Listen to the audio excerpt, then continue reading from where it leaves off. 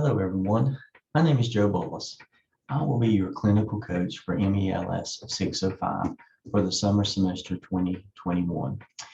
As I stated in the emails that I sent you earlier, I am doing a couple of pre-recorded sessions for you to make sure that you're familiar with the two evidences that you will be working on this summer. That would be the CAAP and the CIOP. I know probably there's a good chance that your former course instructor and clinical coach in 604 already gave you some information on the CAAP and the PSYOP in preparation for the summer. Summer, of course, is a short semester, and there's a lot to do. So as you finish up everything that you were working on in 604, you may have gotten information on what the evidences and tasks were in 605. Just to give you a head start. It's a busy time of year within the end of the year testing going on in the schools. Of course, with everything everyone's dealing with COVID and different scheduling and COVID protocols, it's even more difficult to go through some of the needs of the task, the requirements of the task in relation to what you need to get done. And in a short amount of time in the summer, the more of a head start you can get, the better off you'll be. So some of the information that I'm going over with you in these two sessions may seem repetitive, and certainly you may have already heard them before, but just to make sure that everybody is on the same page and we kind of level the playing field, I wanted to go ahead and send out two pre-recorded sessions. This session will be on the CAAP. Of course, this is for Dr. Todd's MELS 605 course for this summer. I will be joining you on May the 18th and June the 22nd to answer any questions that you may have, and just to kind of give you some more support on making sure that everything is accomplished so that you can graduate, making sure that you stay on track for graduation. So to kind of expedite our time and also to get you as much information and detailed information as possible, I wanted to go ahead and do these sessions. As you already know, the role of the MELS clinical coach changes from 601 to 605. It's a gradual release of responsibility model, if you will, as you go through each semester and you become more familiar with the process, the routine, Blackboard, internship shell, task stream, accumulating the evidences and the tasks and writing APA style and getting them all together for your final evidence narrative. The role of your coach is to at first be very hands-on, be very directed in giving you information to make sure that you're successful as you begin the program, but to kind of work ourselves out of a job. So as you get used to the process and the routine and the program, you will need the support less and less. So by 605, mainly what the clinical coach's role is just to monitor your progress. Certainly to give you feedback on each of the tasks of the CAAP and the PSYOP and grading. We will still do the task for review and evaluation Dropbox that we normally do. And I'll give you some detail on that when I meet with you on May 18th with Dr. Todd. But there won't be weekly clinical coach Zoom sessions. Being a short semester, you've got a lot to do. Rather than occupying a block of time in the evenings, we kind of give you that time to work on what you need to work on. As I said, I will be monitoring you and providing support as needed, but there won't be that weekly or bi-weekly or periodically clinical coach Zoom session. I will be joining Dr. Todd's class 2 times at the beginning of the semester and a little bit towards the latter part of the semester, just to touch base with you and make sure that everybody's in good shape. Now, during that time, though, I will be monitoring you on a weekly basis, daily basis, just to make sure that that you are approaching graduation successfully. I will be giving you feedback on all your tasks. We'll be grading them. I will be available through email. You can email me anytime. I monitor my Gardner Webb email the majority of every day and will respond quickly to email. However, if you need a phone call or you need a Zoom session, we can certainly arrange that. That is available upon request. If you need to do an individual Zoom, if you're working with kind of have a group of candidates that you work with, maybe your peer review group, and that's kind of your group that you guys work together, and you want me to meet with you in a small group, I can do that. So phone calls are available upon request. Zoom sessions are available upon request. I do need a little notice so we can kind of schedule those. But email, I'm constantly responding to email. So I will be here if you need me in whatever capacity you need me to be. All right, so getting back to this first two recordings, as I said, this recording is going to be on the CAAP. The second recording I send out, I'm actually going to be doing a recording for your cohort. That's Dr. Todd's class, our course. But I'll also be doing that same recording on the CIOP for Dr. Stone's MELS 605 group. So they are the traditional 5-semester group. So they will not get a recording on the CAAP. They've actually completed the CAAP in MELS 604. They just need information on the CIOP. So you, of course, are an add-on cohort. So there's a little bit of a difference there. So this first recording is just for you. But the second recording on the CIOP will include Dr. Stone's MELS 605 cohort. So this being that being your second recording, and will be their first recording, you may hear me say some things in the second recording that you're hearing me say now, just because it's an introduction to them while it's not for you. So anyway, let's look at the CAAP. And I have gone to the MELS Scale Handbook, Gardner Webb Scale Handbook for the MELS program. You should be very familiar with this. It has a lot of great information about the program, individual evidences, individual tasks, so on and so forth. So I always like to talk from the Scale Handbook because I think it's kind of the authoritative source, if you will, of the MELS program and each of the tasks. I especially will be getting down into the rubrics because that's what I look at when I provide feedback and grade each of the individual tasks for whatever evidences we may be working on. Look to those rubrics, and that's what I compare the work that I look at with the requirements of the program. So, excuse me, the CAAP is the Cultural Advocacy Action Plan. In the CAAP, you're going to be working with it. You're going to be looking at the culture of your school, internally and externally, the school community and the community that the school resides in. Looking at that culture, identifying some gaps in some specific areas. So you're going to look at it quantitatively. You're also going to look at it qualitatively. So quantitatively, you're going to be looking at a validated research instrument that's going to identify some cultural areas of the school. Maybe you're going to be doing a survey. Qualitatively, you're going to be interviewing some people, and then you're going to be doing an observation of the school. So what does the culture of the school show? What are some gaps or some areas that can be improved upon in regards to the culture of the school? And what are a set of recommendations that you can provide for the school for improvement? But also, what's the capacity of the school for change?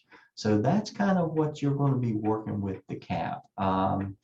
As the directions say, the candidates will develop a cultural advocacy and action plan to explore and assess the implicit and explicit nature of the school culture, utilizing teacher working condition survey and or some other validated cultural assessment as baseline data. So if you're North Carolina, you're going to be using the North Carolina Teacher Working Condition Survey. If you're outside of North Carolina, you may, I know South Carolina has something that's comparable to the North Carolina Teacher Working Condition Survey. If you're a charter school or a private school, you may be doing anything to pull in some of this data in regards to this area. You can utilize that.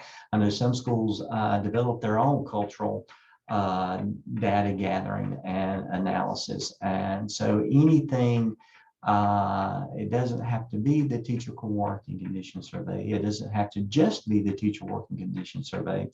If you don't have access to if your school didn't do the North Carolina Teacher Working Condition Survey for some reason, you can look at it online. You can pull up North Carolina Teacher Working Condition Survey and actually look at the data instrument. You can develop your own if you need to be. So with all that's saying that if you got the North Carolina Teacher Working Condition Survey, use it. If you don't have it and you have something that's comparable to it, use it.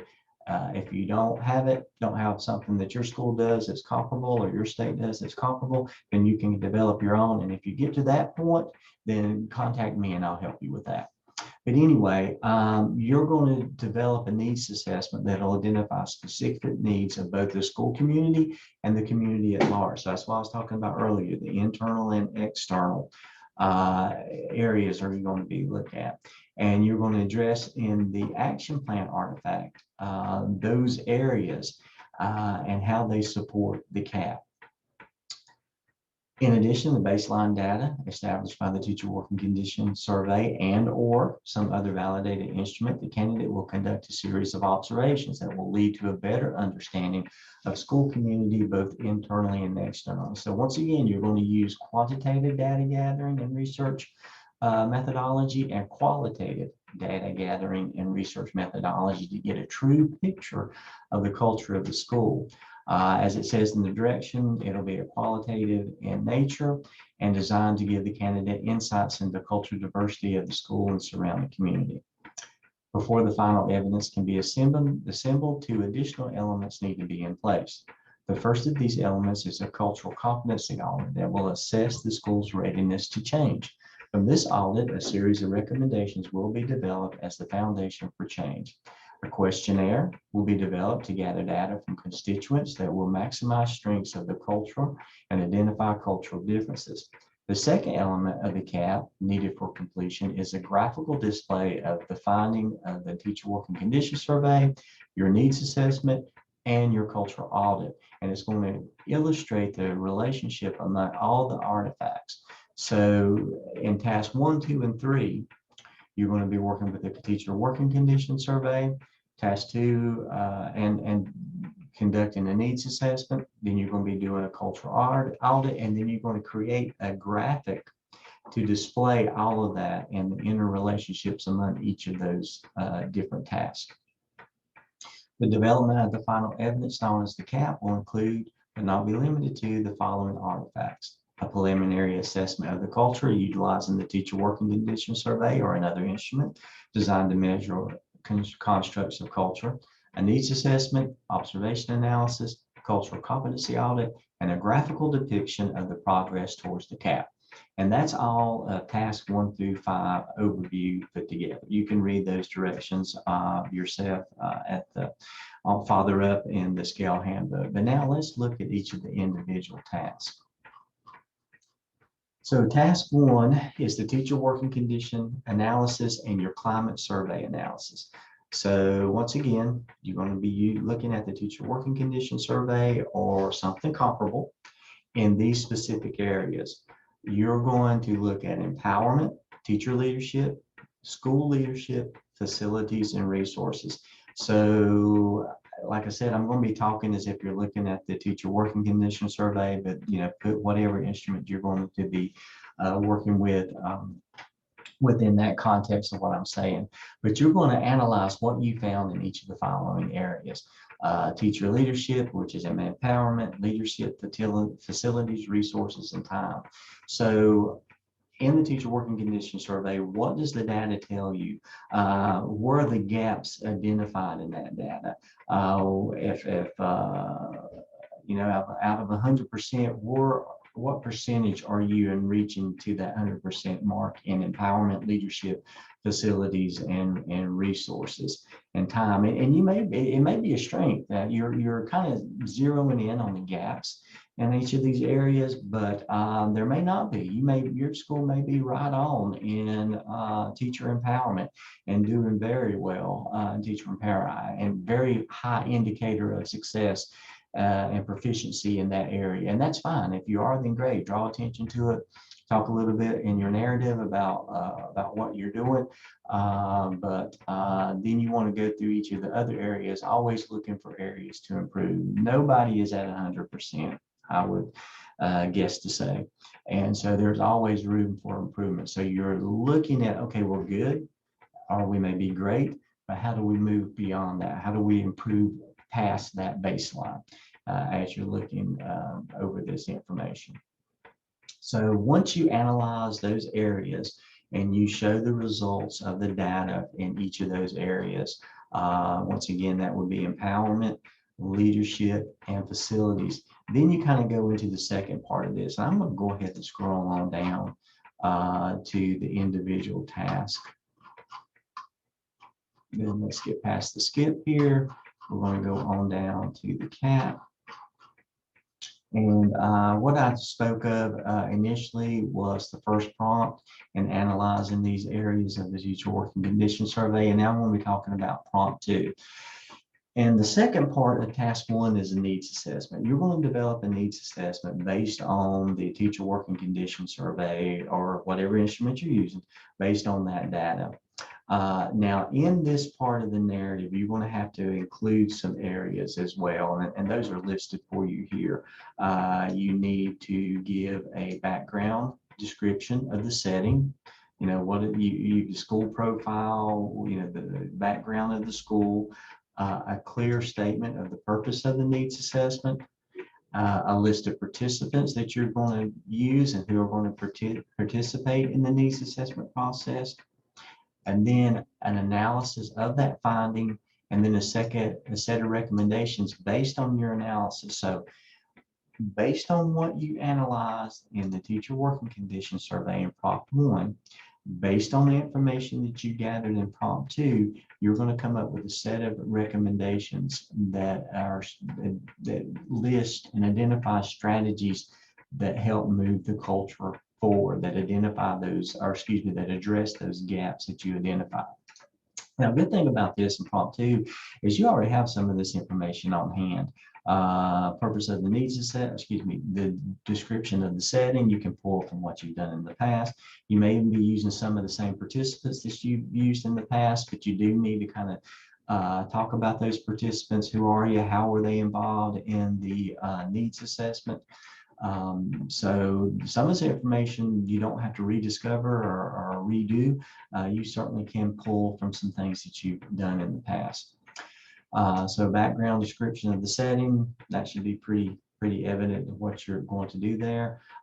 Purpose of the needs assessment, make sure that you're going to do a survey here and make sure that you survey the same 5 key items that you identified in part A. That would be time, resources, facilities, and leadership and empowerment. So that's what you're going to be surveying on. You're going to get a group of participants together and you're going to talk to them about what the teacher working condition survey says, but you're going to gather what their thoughts are of it and what they would kind of survey them on these 5 key items. I would even do it, you know, in a Likert scale.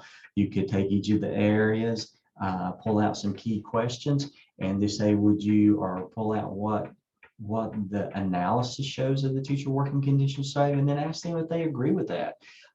If what you're seeing in the results of the teacher working condition survey, are they seeing the same thing? So would they strongly agree with that, or agree, disagree, or strongly disagree? So do a Likert scale based on that information. So that's going to be the needs assessment part of that, and how you're going to utilize those participants is surveying them based on what you saw in the teacher working condition survey.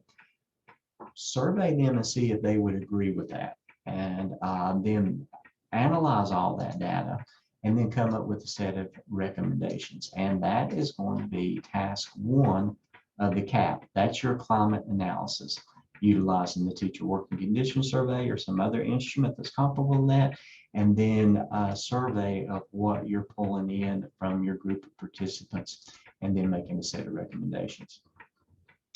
CAAP 2 is going to be your school environment analysis. Let me go ahead and get down to the prompt.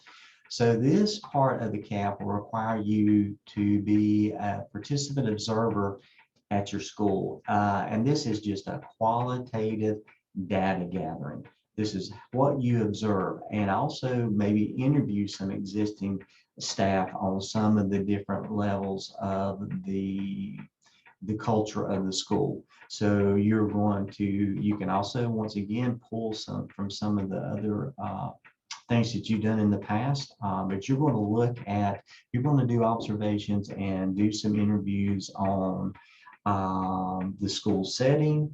What's the setting of the school? What's the setting of the community? What's the school environment? What does the student achievement look like? What about staff cultural diversity? What about exceptionalities, race, ethnicity, social economic status, gender, other differences that may exist in the school and community? So once again, you're going to be observing outside and inside the school, so internal and external. And you're going to be using all of those areas. You're going to be gathering information on school setting, community setting, school environment, student achievement, student and staff cultural diversity. So once again, exceptionalities, race, ethnicity, socioeconomic status, and gender. So you are supposed to observe and interview to find out why the key items gaps exist. So you're looking at those gaps that you identify in task 1, and you're looking at the school trying to identify why those gaps exist. And you're just doing that through observation, but also interviews as well. This is really getting into the qualitative data gathering.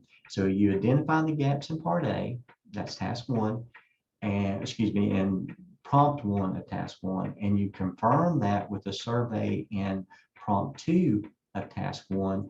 And then task 2 is to try to find out why those gaps exist. And so you're doing a snapshot in some of these areas. So once again, in task 1, you're identifying gaps with the teacher working condition survey. That's the first part of task 1.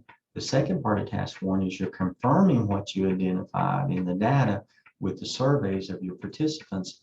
And then in task 2, you're trying to do a qualitative data gathering, looking at all of those information concerning the school and interviewing teachers to try to find out why those gaps exist. So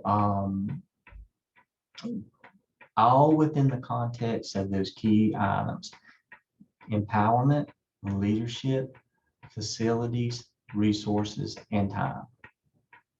And that will be task 2. Now in task 3, you do your cultural competency analysis. And this is where you'll measure the level of the capacity of the school to change. You're going to measure the cultural competence of the school by looking at the school vision, the mission, the school leadership, student achievement, all the information that's listed here. So you're going to measure the level of cultural competence at a school by assessing all of this through researching the vision and mission of the school leadership, teacher quality, parental involvement and support, which is very important if you're a Title I school, conflict resolution, and student achievement. All of those areas you're going to address. And once again, you can pull some of that information from what you've already done in the past with some of the other evidences leading up to 605, but you need to address each of those areas. Basically, you can get most of this, if not all of it, from their past evidences, but also looking at the school report card or the equivalent of that school report card. That's where you put that information at. So then once you finish that in task 3, then in task 4, you do basically a chart. Task 4 is you're going to develop an electronic visual framework to graphically display the progress of the school related to cultural advocacy and safety. And the best way to do that, and what the recommendations are, is a PERT chart. On all of these areas that you find out, do a PERT chart, a graphic organizational chart that shows each of these areas and how they're related to each other. And you can Google what a PERT, if you're not familiar with PERT chart, you can Google it or research it, give you information on how to do that. But it's just going to be a graphic display of all these areas and how they're connected and how they're going to show progression in this. And of course, once you don't just put in task 4, what a lot of candidates will do is they'll just put the chart up and let that be it. You'll need to include a small amount of narrative with that for task 4.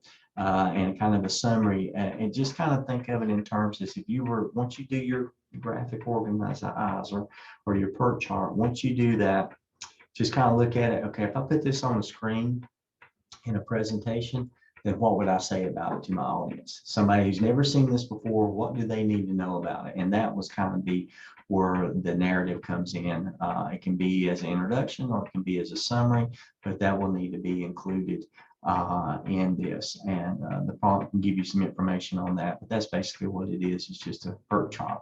And so that is task 1 through 4 of the CAAP. You don't have to do any reflections for the CAAP. That is for this evidence. That was all you just need to do is task 1 through 4.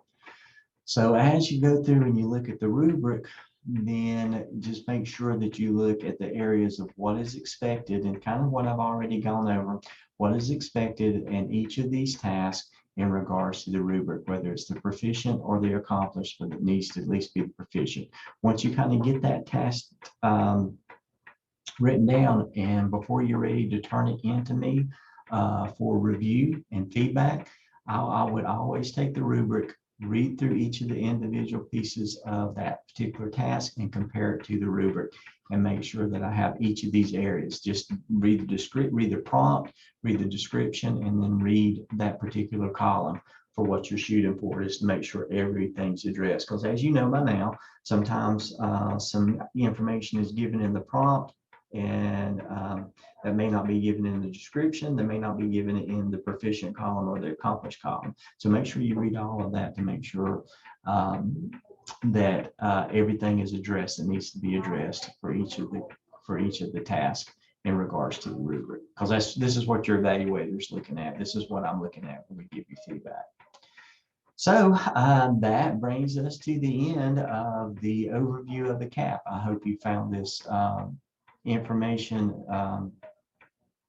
beneficial. If it's raised any questions or it's different than something that you may have heard from someone else, please reach out to me and we'll bring clarification. Also, in the email that's accompanied, that has the link to this presentation, I'm also going to be giving you a document, a Word document that you may have already gotten. And if not, it's kind of a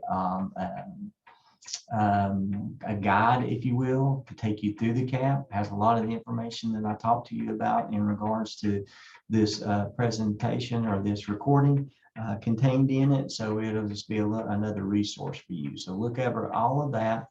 Contact me if you have any questions. I look forward to working with you this semester, and I will be sending out the link to the PSYOP. We're going over basically the same process, but I'll be sending a link to the PSYOP in another email.